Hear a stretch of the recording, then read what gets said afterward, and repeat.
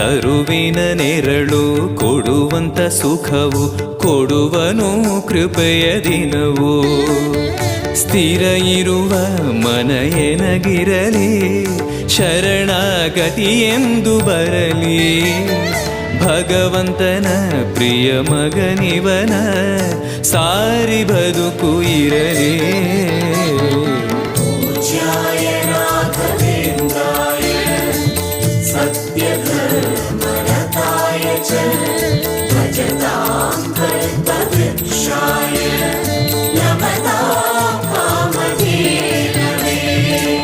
ಆಲಯವೆಂದರೆ ಮಂತ್ರಾಲಯವೇ ಬೇರೆ ನಾ ಅರಿಯಲಾರೆ.